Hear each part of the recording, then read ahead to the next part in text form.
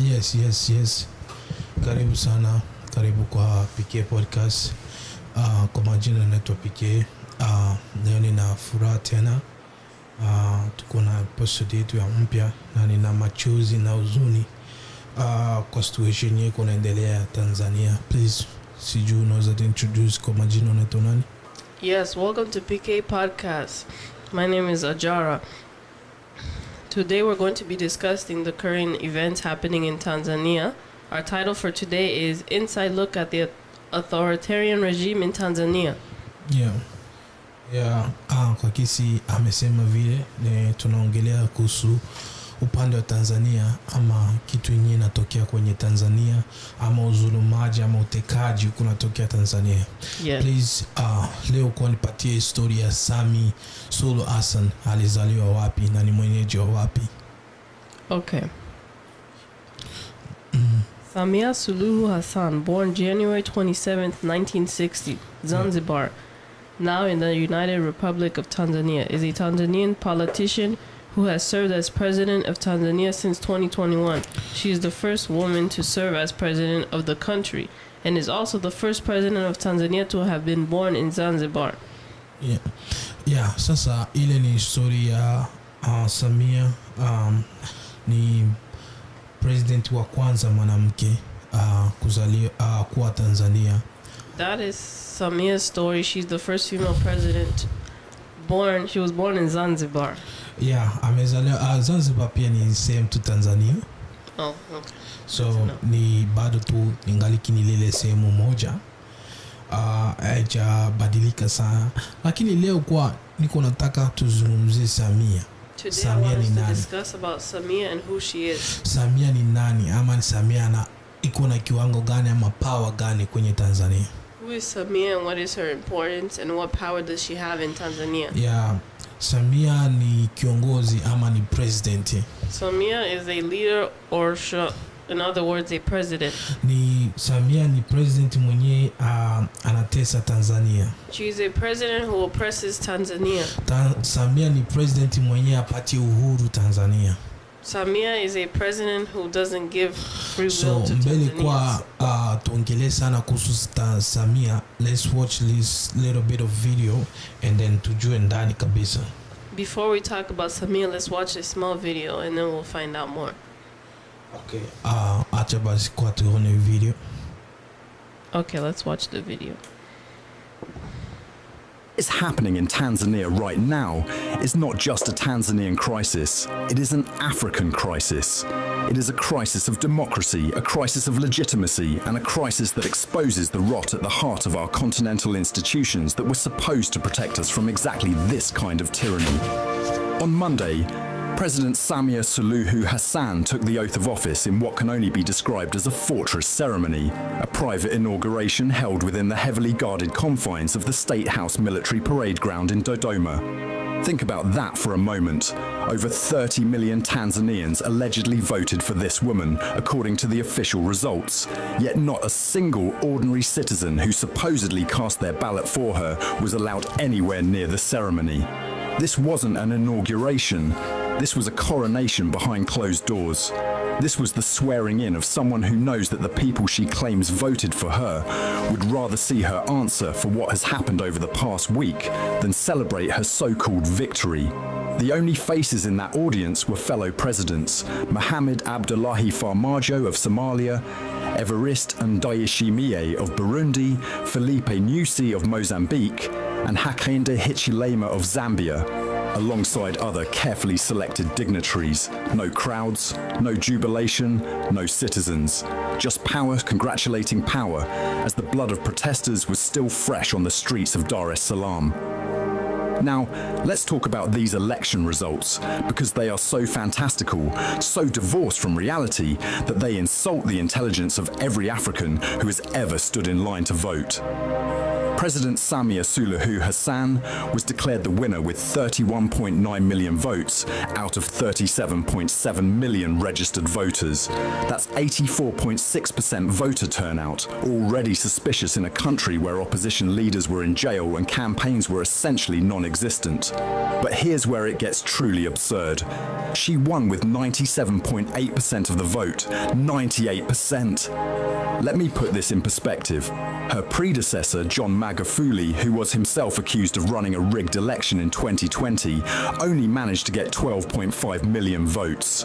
Somehow, in 2025, with the opposition banned, with protests in the streets, with credible reports of violence and voter suppression, Samia Suluhu Hassan more than doubled that number. She supposedly received almost 32 million votes in a country where half the population was terrified to even speak her name. These numbers shocked everyone, not because they're impressive, but because they're impossible. No democracy on earth, not even the most popular leader in the most stable nation, wins with 98% of the vote. You know who wins with 98%? Dictators, strongmen. People who have so thoroughly rigged the system that the election becomes a theatrical performance with a predetermined ending. Before this election, independent polls showed opposition candidates polling at over 15% in various regions, despite the intimidation and restrictions they face. The main opposition party, CHADEMA, had significant grassroots support. Yet somehow, when the votes were counted, all of that support evaporated into thin air, leaving Samia with a North Korean-style mandate. Nobody expected this.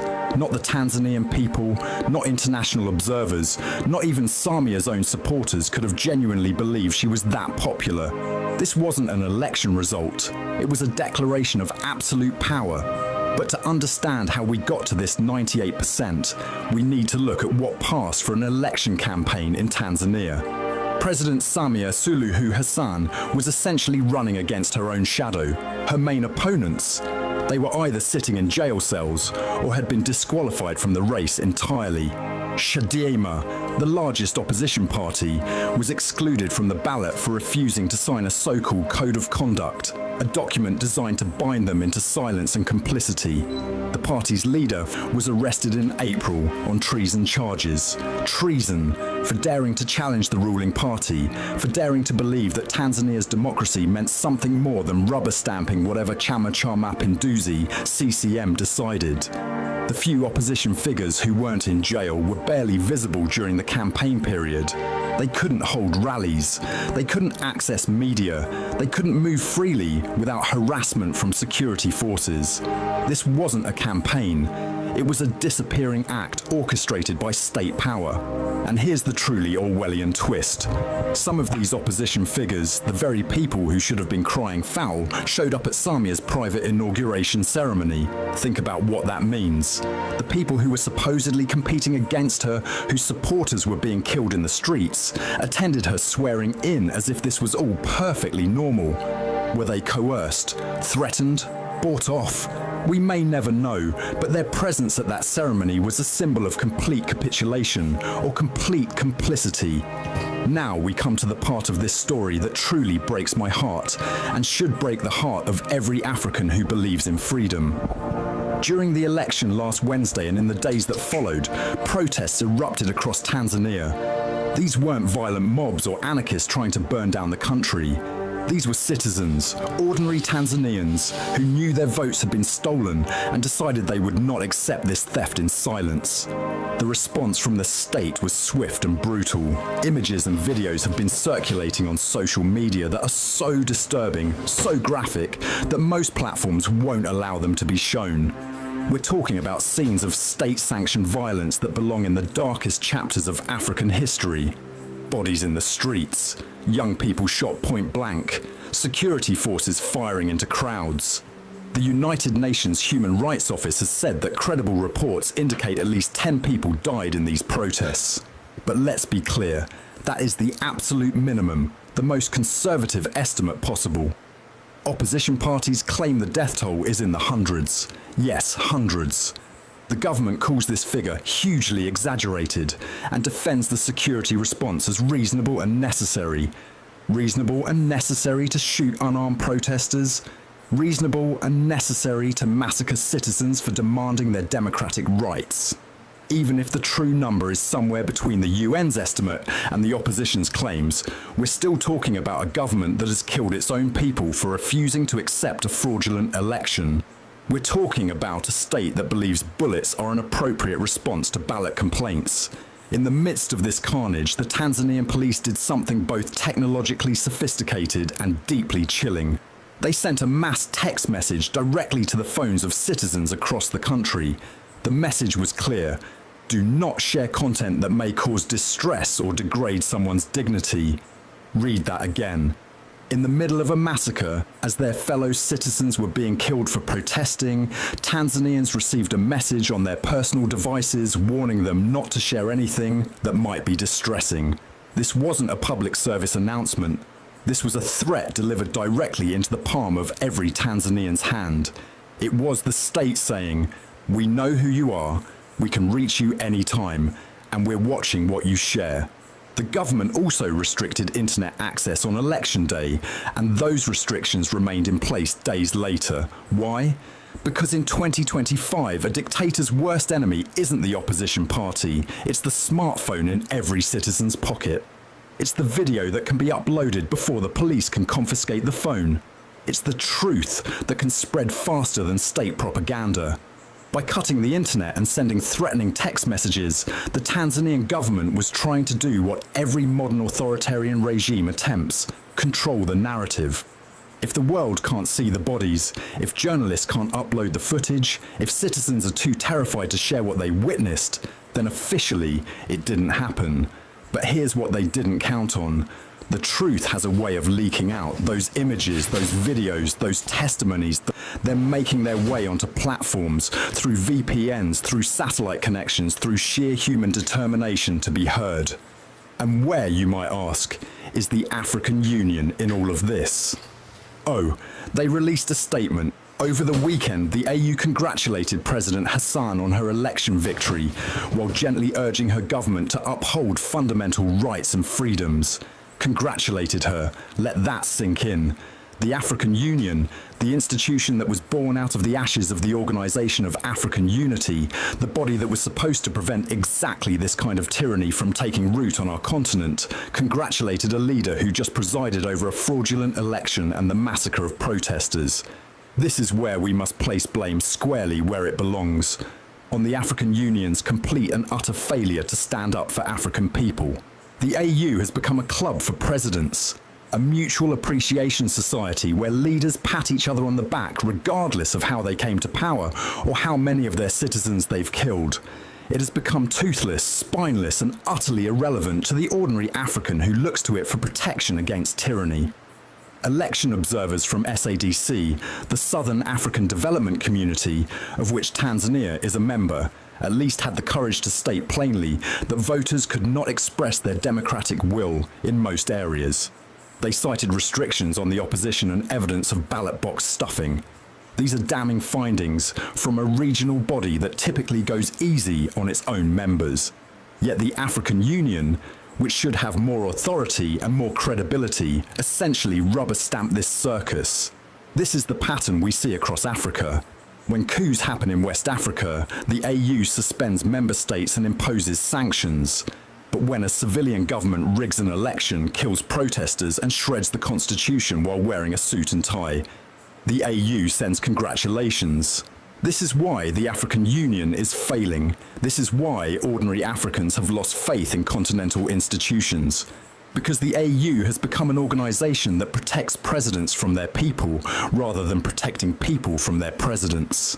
The African Union will only become the organization it deserves to be, the organization we need it to be, when it finds the courage to call out tyranny by name, regardless of whether that tyrant is a military general or an elected president who has betrayed their mandate. Until that day comes, the AU will remain an expensive bureaucracy in Addis Ababa that issues meaningless statements while African people suffer and die. What we're witnessing in Tanzania is the complete silencing of the people's voice. During her inauguration speech, President Hassan told the dignitaries assembled before her, life must continue. Our responsibility is to build our today to be better than our yesterday. I beg that we continue protecting our values of unity and collaboration. Unity and collaboration. These are the words dictators love to use when what they really mean is submission and silence.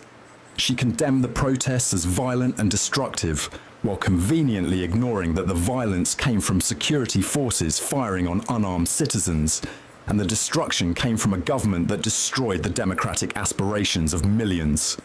The Electoral Commission claims Hassan won with 31.9 million votes from 37.7 million registered voters.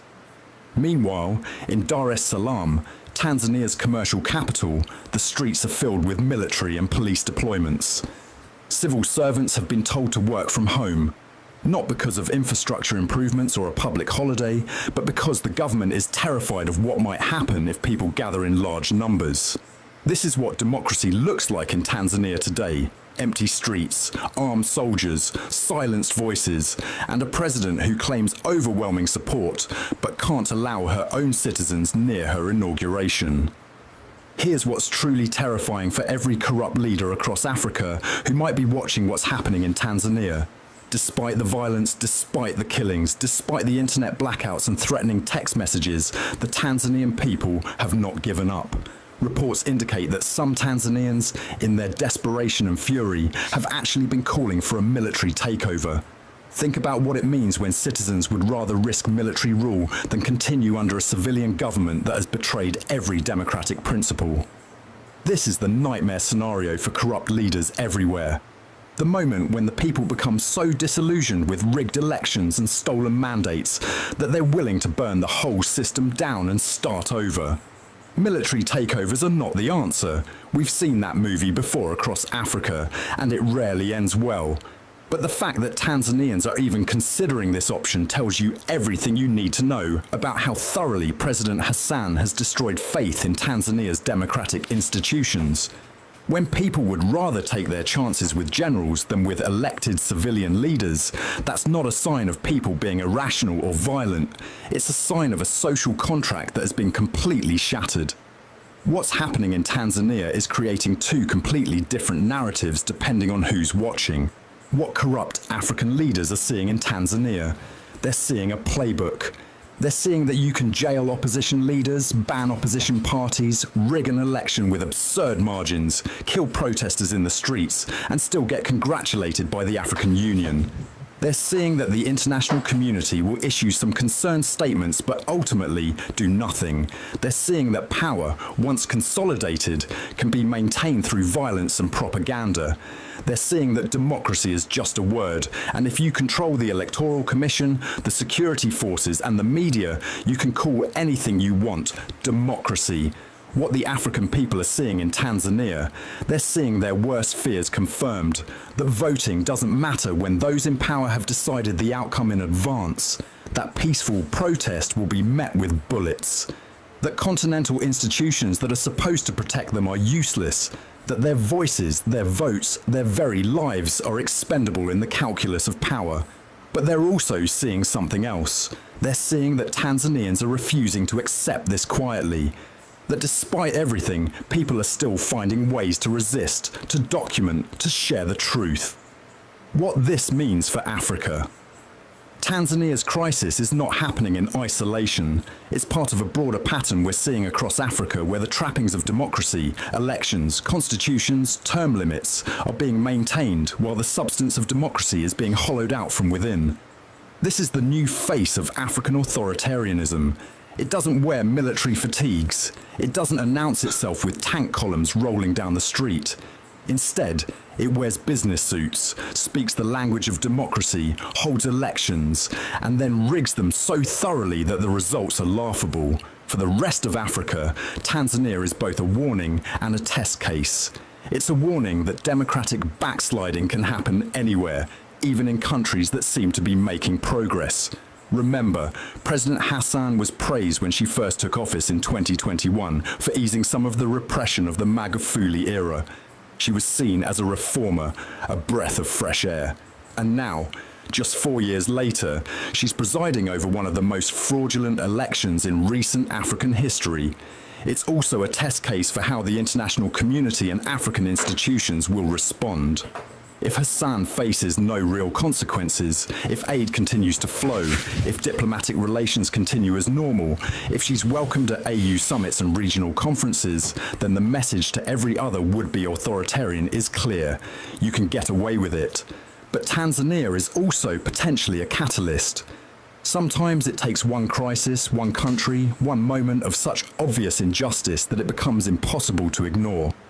The images coming out of Tanzania, the voices of protesters risking their lives to demand democracy, the sheer audacity of a 98% election victory, all of this could be the spark that forces a broader reckoning. African civil society organizations, diaspora communities, progressive governments, and ordinary citizens across the continent need to make noise about Tanzania. We need to ensure that this doesn't become just another forgotten crisis, just another rigged election that the news cycle moves past. Because if we allow what's happening in Tanzania to be normalized, if we accept that this is just how things work in Africa, then we are complicit in the death of African democracy. President Samia Suluhu Hassan stood before those dignitaries on Monday and acknowledged that lives had been lost, without saying how many. That's the playbook. Acknowledge something happened, but keep the details vague enough that you're not admitting to anything specific. She spoke of protecting values of unity and collaboration, while security forces were beating unity out of protesters, and any collaboration with the opposition had long since been abandoned. The Tanzanian government insists the electoral process was fair and transparent, which would be laughable if the consequences weren't so deadly. Tanzania's struggle is Africa's struggle, and until we understand that, until the African Union understands that, we will continue to see democracy die one rigged election at a time, while those of us who claim to care about Africa's future send polite congratulations and issue gentle calls for respecting rights. The Tanzanian people deserve better, Africa deserves better, and until we demand better, nothing will change. The only way to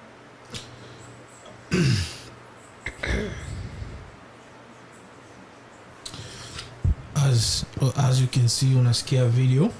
As you can see, you heard the video. Unasikia kisi machungu ya Waafrika. You hear Pain. you can hear the pain of African people. Huyu mama anakuwa dictator. This woman has become a dictator. Anaua watu gisi anataka. She's killing people how she wants. Siku nikikutana naye nitampiga vichwa. The day I meet up with her, I'm going to headbutt her. Siku anakufa akufe na mkaa mkinywa. The day she dies, may she die with charcoal in her mouth. Yeah, ajue tu akufe na mkaa mkinywa. She should just know to die with charcoal in her mouth. Nataka Google kama wewe mwanamke kuwa kama iko na watoto hata. Let me see, just give me a nataka kujua kama Samia kama iko na watoto, because ana roho ya mtu, iko na roho ya mnyama. Oh yes. I need to know kama iko kwa hata na mtoto mmoja tu ni mroge hata pua tu na mimi. Hivi let me ask kwa hivi kwa what's the meaning of witchcraft? Urozi kwa kazi yake ni nini? What is the purpose of witchcraft? Kama kunaaminika kuko warozi. If there's a belief that there are witches. Na kama warozi wananisikia mna exist. And if you witches hear me, if you exist. Mumroge Samia pua. Commit sorcery on Samia. Mumroge Samia pua. Commit witchcraft on Samia. Yeah, na mkitaka sponsor mimi nita sponsor. And if you want to be sponsored, I'll sponsor you. Tofauti kwa na Ukristo. The difference between Christianity. No, different kwa tuache kwa Ukristo, tutie kwa Ukristo pembeni. Let's put Christianity to the side. What kitu kenye Samia iko nafanya? The thing that Samia is doing. Iko nafanya utekaji. Iko na kidnap watu. She's kidnapping people. Iko na wa journalist. She's killing journalists. Iko na wa opinion watu wenye napigana nao behind them. She's killing her opponent. Yani hakuna mtu iko na uhuru. Nobody has freedom. Just imagine mkubwa wa jeshi wa nchi. Just imagine the general of the country. Anapotea tu out of nowhere. Just disappears out of nowhere. So mkubwa wa police mu nchi Imagine the chief of police in the country iko naambia tutakuja huko tutamipiga kama umbwa. is telling people that he's going to beat them like dogs. Just imagine hapa Amerika. Just imagine here in the US. Hapa USA tunakaa. Here in the US, as we're sitting, mkubwa wa polisi, the chief of police wa USA in the US, ama military, or in the military, aseme bwana says watu wote hapa mu Amerika, all the people here in the US 24 hours mkae mnyumba zenu. must stay in their house. Umeona message alituma, ni message polisi ilituma every citizen. If you saw the message in the video, that was a threatening message that the police sent to all the walitumia citizens. kila citizen. Bwana They sent it to all the citizens. Yani mwenye tu atafanya tu ujuaji, tuseme atoke nje, ataona. Whomever is going to leave their home is going to see. Mwenye atalifanya iko na masikio, mwenye anaweza chomoka kusema whoever acts like they can't listen, mimi njo ule by saying they'll do whatever they want, batoke to leave. Yani polisi iko na kudare. The police is threatening people. Iko na kuambia toka. It's telling people, oh, the police is daring people to leave. Iko na kuambia toka. Telling them to leave. Si nyinyi mnadita wanaume. Since you guys call yourselves men. Si nyinyi mnadita mnaweza. Since you guys think you can. Mtoke. To leave. Polisi iko naambia toka, tutampiga kama maimbwa. The police is telling people to get out of their houses so they may be beat like dogs. Ule mwenye alikuwa anapigana naye kuwa naye president, amemweka mjele, iko na plan kumpatia death sentence. Her opponent who was running against her, she put him in jail to get him a death sentence. Iko ampatia death sentence kusema aliongea vitu vya kufanya nchi pigane. Like there's nobody anampenda Tanzania. She's trying to put him on the death penalty by falsely accusing him of spreading hate in Tanzania. Mimi siku Samia unakufa, nitaenda Tanzania nije nipake mamavi kukaburi yako. Samia, the day that you pass away, I'm going to come to your grave and rub feces on it. Siku unakufa nitakuja kupiga kilio yako. The day you pass, I'm gonna come and ring bells on your funeral. Nitakuja nitapiga kilekele. I'm gonna come and ring bells on your funeral. Ingekuwa there is a way Freemason anachanga mtu aingie toni for 24 hours. And if there was a way the Freemasons allowed people to join for 24 hours. Ningeingia Freemason nichukue tu power tu ya kuja kupiga fimbo tu mbili. I would join just to come and beat you with the stick. Yani ni mwanamke, unajua hivi nipe kwa historia ya Tanzania.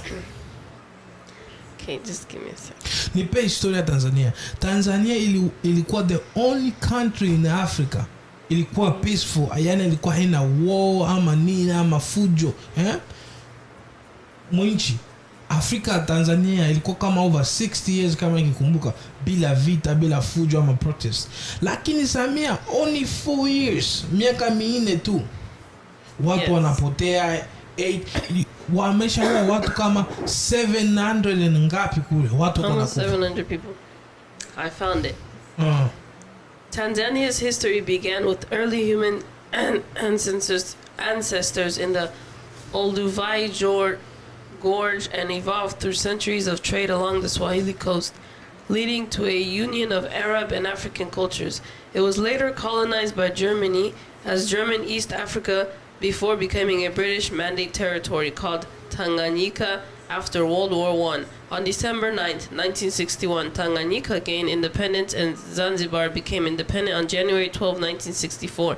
The two finally merged on April 26, 1964 to form the modern nation of Tanzania. Pre-colonial era, early human history. Tanzania is home to some of the oldest human fossil remains ever discovered, with findings dating back over 2 million years in the Olduvai Gorge. From the 8th century onwards, traders from the Persian Gulf and India arrived along the coast, establishing wealthy city-states and promoting trade in goods like gold, ivory, and spices. The Swahili coast became a cultural and economic hub where African, Arab, and Persian traditions blended, and Swahili emerged as a common language. European influence on the country. The Portuguese arrived in 1498, and by 1506 they controlled the coast until the Omani Arabs expelled them by the early 18th century. Omani Arabs, particularly Sultan Sayyid Said moved their capital to Zanzibar in 1841, intensifying the slave trade. Imagine. Hiyo ndio historia ya Tanzania. Yes, it was colonized multiple times. Yani ni story Tanzania. Since hiyo colonized, Tanzania ilikuwa kimya, peaceful. Yes, every country in Africa was just imagine kwa kuwa dictator gisi, yeah, imagine kwa kuwa gisi mama aishakuwa dictator iko naoa watu. Imagine the way this woman has become a dictator and she's unaliving people. Paka anakuwa anaenda kwa refugee camp. To the point where she's going to refugee camps. Ameenda kuchukua motorbikes zote, motorbikes zote, any transport iko Africa, iko kwa Tanzania camp anachukua. She went and took all the motorbikes and any transportation that is in the Tanzania refugee camp. And then mnasema kuko warozi. And then y'all are saying that there are witches. Because nasikianga mnakuwa na disifia Nyarugusu kuko warozi. Mbona mumrogi Samia? I always hear you guys bragging saying that in Nyarugusu there are witches. Why don't you do witchcraft to mfanye something, eh? Do something. Mfanye something, eh? Do something. Yani Samia just like, yani inafika wakati huyo mama. It's gotten to a point where this woman. Hujakuko kwa sijajua kama iko na watoto ama ana watoto. Oh yes. I just need to know that point. Back to that topic. Cause huyo mama ni shetani. Huh? Imezimika. No, not yet, but it's about to. In 1978, she married agriculturalist Hafid Amir. Together, they had 3 sons, 1 daughter. 3 sons and 1 daughter. Their daughter, Wanu Hafid Amir, born 1982. The couple's second child became a member of the Zanzibar House of Representatives. Suluhu pursued a number of short courses on a part-time basis. So she has 3 kids. No, 4 kids. Eko na watoto waine. Yes. Nipe address yao nitafata ndapiga film. Yeah, I just need to know nijue address yao because nataka nijue wanafanana aje. I just really want to know. Nataka kujua tu wanafanana aje. Akisha Baba Levo na Lutumbu hivyo, iko anasema eti watoto wa president lazima waenjoy mama wao alikomalia maisha ya shida.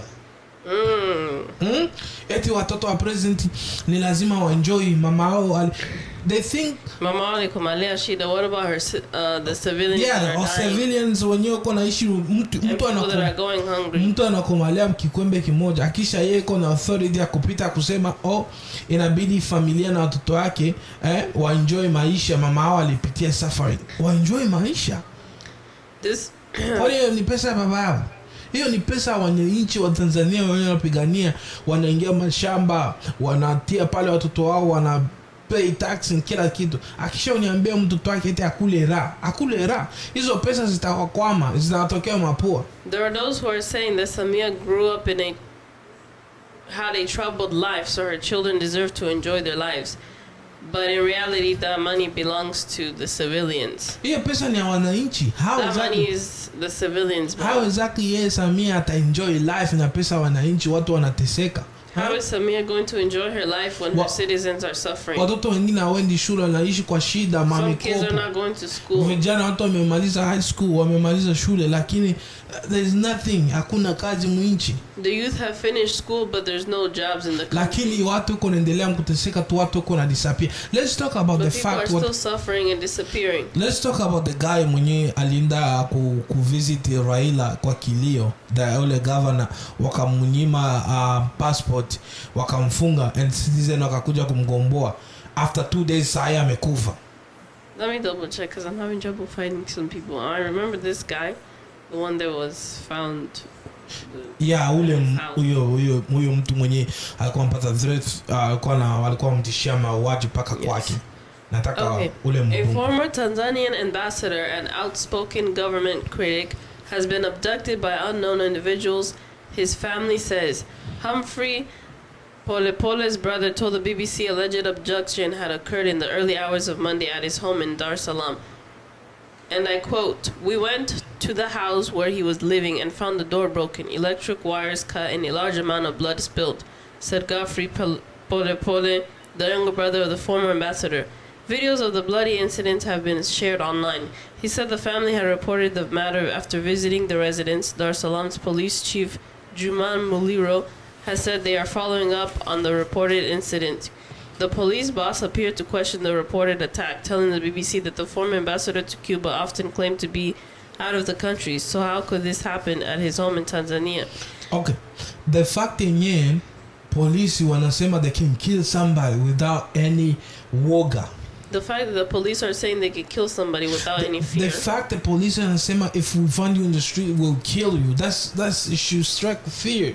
The fact that the police is telling people that they will kill them if they find them in the streets. Kama polisi nakwambia nikikupata kwa barabara nitakuwa, and then unapata ma influence. If the police tell you that they're going to kill you when they see you on the streets, unapata ma influence wakina Diamond. You come to find that these influences such as Diamond. Kuamini wanasema Samia ana date na Diamond, ina make sense. Now I'm starting to believe that Samia and Diamond are dating. This nigga akienda hapo anamlipa $200. Wait, Diamond mimi nitakusponsor. This man, when he goes there and they pay him $200, anaamua kusacrifice ndugu yake ateseke. He chooses to sacrifice his people. Uko unaona video next week I will come here to talk about Magufuli. Next week we'll come here to talk about Magufuli. Magufuli was the only president alikuwa na communicate na citizen like best friends. Magufuli was the only president who was communicating with his citizens like they were friends. Magufuli ni the only president. Magufuli was the only president alikuwa anaambia mtu who was telling people, kuja hapa tuongee. Come here so that we may speak. Let's talk. Tuongee uniambie shida zako. Let's talk and you tell me your problems. Lakini yule Samia iko na machafu kama chapati. The Samia who has cheeks like chapati. Huyo Samia iko na machafu tafikiri maji ya asubuhi. Samia who has big cheeks like morning water. Mavande pale mtu anasumbua na makelele. Huyo mama atakufa vibaya. That woman is going to pass very badly. Huyo mama atakufa vibaya. That woman is going to pass very badly. Tanzania the only country tulikuwa na disifia Afrika, tulikuwa watu walikuwa free. She's ruining the whole country, which was a country we bragged about where people were free. Anaharibu nchi yenyewe, mtu alikuwa anadisifia uzalendo. She's killing the country where we all felt some type of freedom. Kuko wakongomani hapa wengi wako na plan na subiri tax when wajenge Tanzania. There's Congolese people here who are waiting for their tax money so they can build in Tanzania. Anaharibu nchi. She is ruining the country. Remember, nipe hiyo arako wakati Kamala aliendanga Tanzania akawapatia choice either wakubaliane wanaume na wanaume wa date ama nchi iface shida zenyewe kunapitia sai. I mean, it doesn't specifically say that. I know it doesn't say that, but you enjoy we can talk about that, but I could also discuss about her going to Africa. Yeah. I mean, to Tanzania. Enjoy yourself. Nipe hiyo arako. Nipe hiyo wakati nataka mwezi na tarehe wakati Kamala wakati president wa US Kamala alienda Tanzania akawapatia order the way things are kwenda, akawapatia order, mkitaka support US in support, mkitaka US invest na nini, mkitaka nchi yenu endelee kuwa na hii peace mko nayo. Do you know when you know she is the one aliwa Magufuli? You know that she's the one that unalive Magufuli. She is the one aliwa Magufuli because Magufuli hakutaka kuenda against out of the nature ya nchi. She's the one that unalived Magufuli because he didn't want to go talk out about countries. Magufuli alikufa na COVID, na Magufuli wakati alikuwa president na entire time hakukuwa kesi ya COVID. They said that Magufuli died of COVID-19, but when he was president, there was no COVID-19. And then to see how Magufuli, That's just what you say. Yeah. And no, Aisha Kufa. There's nothing to find. Not that guy. I'm talking about the Magufuli. Okay. The former vice president. Yeah. No, it's obvious. Iko hapo wazi. Magufuli ni vitu vyenyewe wazisema. Magufuli mbele ya kufe, before he died, before akufe alifanya test ya kupima papaya. Before he died, he tested papaya. He tested a papaya. Akatuma result huko US wapime papaya corona. He sent the test to the US for them to test the corona. US wakaenda kupima papaya, eti papaya iko na corona. The US tested the papaya and they said the papaya has This corona. Is why Magufuli akasema hivi vitu ni mapumbafu. This is why he said the coronavirus doesn't exist. How exactly papaya itakuwa na corona? How exactly is a papaya? Mbuzi iko na corona. A goat has coronavirus. Magufuli akasema Magufuli said, hii yote ni kutuchezea. all this is to play with Watu us. watumike, hakuna So mambo ya corona, people watu enjoy. People continue working, there's no corona. Bakampatia huyo mama dili. And they gave that woman a deal. Akamtoa Magufuli. And she took out Magufuli. Samia ameoa watu wengi. Samia unalived a lot of Ni people. muda wa kuongea. Samia ameoa watu wengi sana. It's time to speak. Samia has unalived Samia ameoa watu wengi sana. Samia has unalived a lot of people. Yeah, na watu wanakuwa na uoga. Imagine paka kuko mtu Tanzania Fanda Arako anatumika kwa TV station ya radio, wamemkufa paka the company wanamuemploy wameshinda kutangaza news because wanaogopa Samia, because she's I'm having trouble finding that. I've been radio. The radio host amekufa today. The name inaenda mbali. They just killed him today with the wamemshoot in the head. Wamemuua leo yenyewe kwa kwamba wamemuua. Na video ziko na ukienda hata Instagram video ziko live, you cannot. Is his name Charles? Yeah, njoo hiyo. Wamemshoot today. Paka inchi mali anatumika, they're scared to put his name out because wanaogopa how the president Asha promise is gonna come for them. How come you go be a president, you promise you will come for people? Huh? Uko president una promise kabisa you gonna come. How are you going to be a president and you're threatening people? Uko president uko naambia citizen I'm coming for you. Huh? How are you going to be the president and telling people I'm coming for you? Since Africa yaanzie, since dunia yaanzie. Since the world started. Hakuna mwenye shangapita na 90% mwinchi kuchaguliwa. There's nobody that's ever passed with a 99% chance hata of passing. US, hata yani the only people wenye wanapitanga na those number ni dictators. Even in the US, the only people that ever pass with such high numbers are dictators. Yeah, amepita aje na hiyo number na there is nobody every vote while it's burned. How did she pass with such a high number when they burned all the votes? Yeah, alipita aje na hizo number na vote zote na zote while it's burned vote. How did she pass with such a high number when all the votes were burned? Yeah, ni kitu Kenya eleweki kama wali burn vote, how exactly? It's something that doesn't make sense. Alipita na hiyo number aje. How did she pass with such a high number? Ni something that makes sense. It's something that doesn't make sense. Sikia ni kitu yenye eleweka. Ule mtu mwenye umempata. Let me see. It's a bit hard. It's like they're concealing information here. Oh yeah, when I hide information, because it's very hard to find. They hide information. Zanzibar government spokesperson and veteran journalist Charles Hillary. Is that who you're talking about? Yeah, that's the guy. Ali get shot today with the gun in his head. Like you can't find it. What they do? What exactly? Huh? What you need to know about him. He began his media journey in 1981 at Radio Tanzania and served there until 1994 before moving to Radio 1 Stereo. In 2003, he joined the German broadcaster Deutsche Welle, and later in 2006 became part of the BBC Swahili service where he gained regional recognition. Dar es Salaam veteran journalist and director of the communication department at the Zanzibar State House, Charles Hillary has passed away at the age of 66. He died in the early hours of Sunday, May 11, 2025, after suddenly falling ill. The Zanzibar... No, that's a lie. That guy was not falling ill. If the guy just was recently shot. Died, then it's suspicious that they put May 11th, which that guy, the guy died today at morning. He got shot in his head. Unless it's two different Charles. No, that's the guy. They hide the information. Information. Because remember, the guy was working for BBC Swahili, so they have to hide it. Of course. They have to hide it. It's just they kill a journalist. You can't kill a journalist. That's a war crime. That's why the fact when they hide it. You cannot kill the journalist. The thing that scares the most. The thing that scares me the most is the fact people dying. Is the fact that people are dying.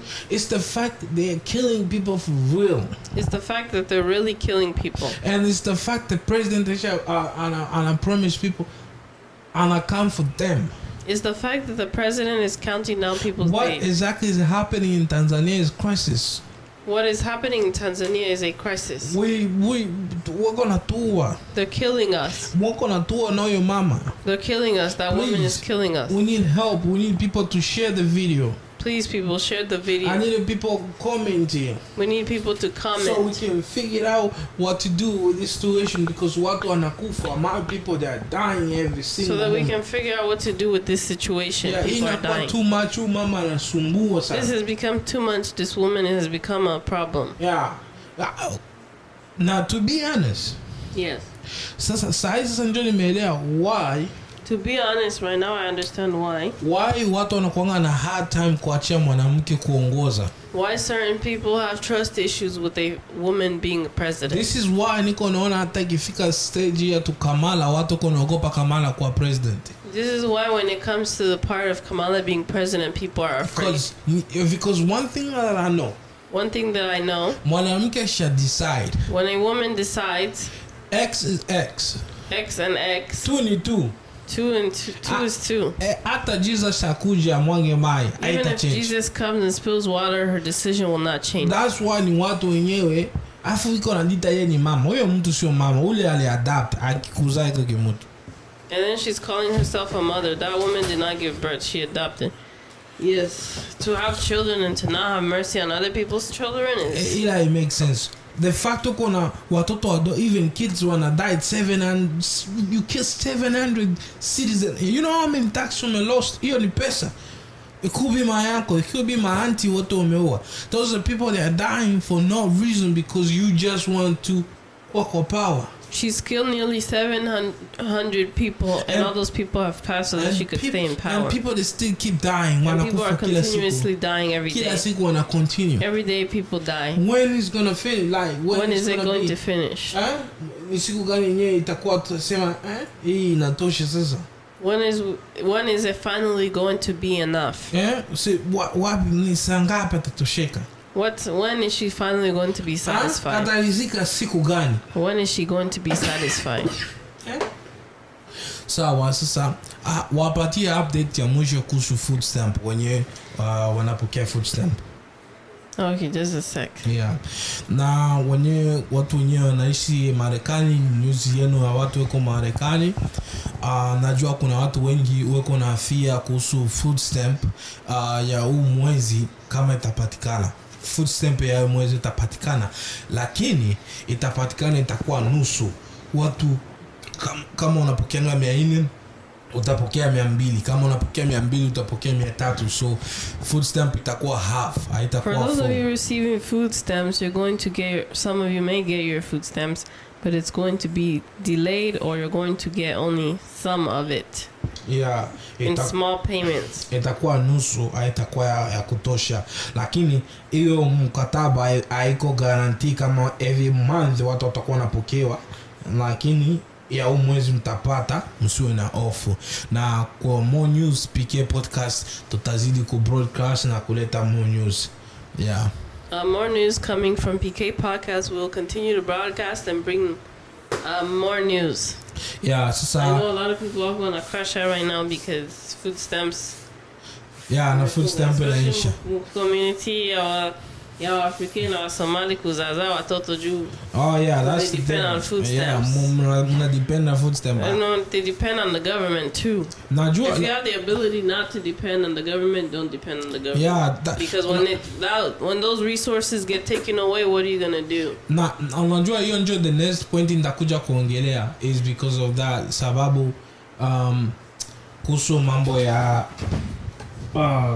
folks out here having kids without a plan. That's another thing tutakuja kuongelea the next topic next week. That's another topic we'll talk about next week. Tutaleta topic ya Magufuli. Next week we'll talk about Magufuli. And then tutaleta the next day tutaleta topic about kuhusu watu wenye wanazaa because wana believe government itachukua priority. Yes. Yeah. And the government is, all they want to do is make more workers.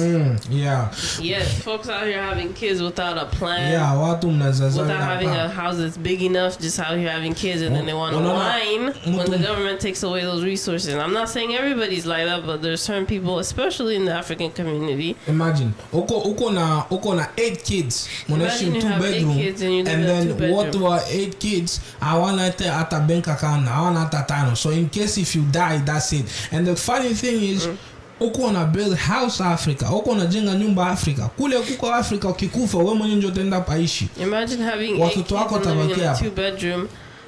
The kids don't even have a bank account. When you pass away, that's it. They won't be left with anything, and you're building a house in Africa. Yeah, ile nyumba wewe jenga tu kule. Wewe unafikiria ni mtoto gani mwenye sahi mwenye shapenda ya Amerika ice cream ya bure, mikate ya bure, utamwambia enda kuishi Afrika nimejenga nyumba. Ni upumbavu tu mko nafanya. Oh yes, and with the current situations happening in Africa, I don't know who wants to go. Which kid mwenye atasema mimi nitasema nenda Afrika nikaishi kule. And then it's like folks out here having a 2-bedroom with a whole basketball team of children, and they want to complain when they're in a bad situation.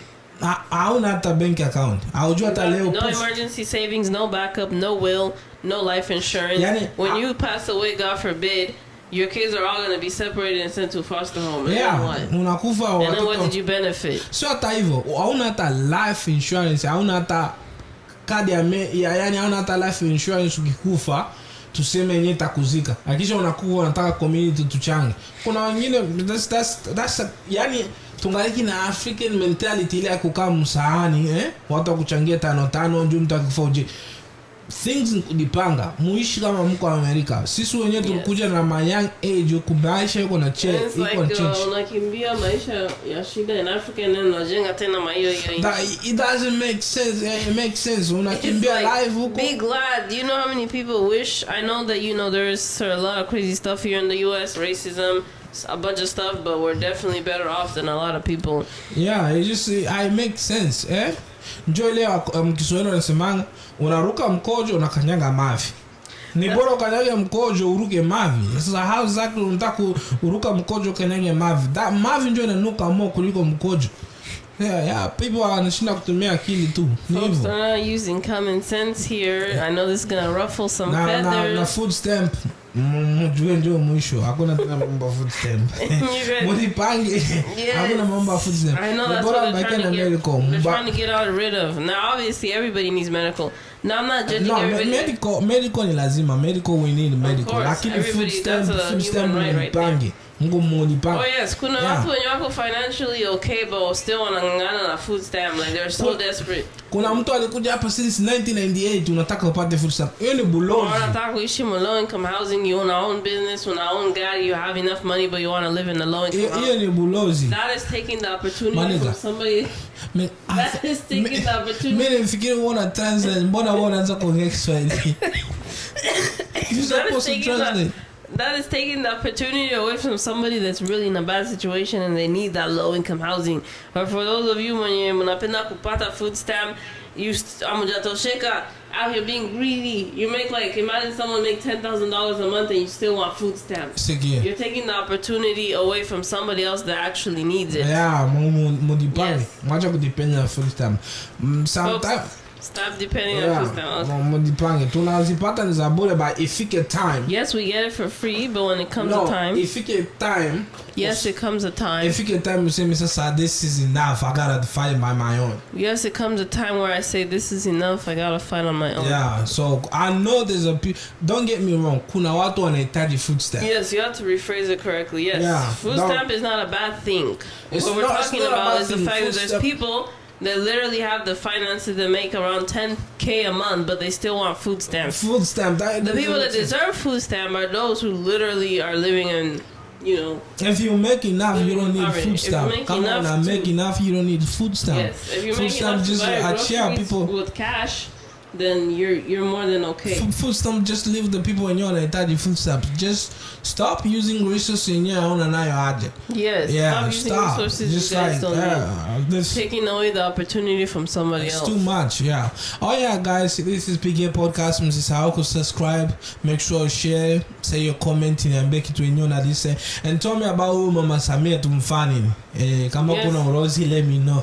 Yes, guys, don't forget to like, comment, subscribe.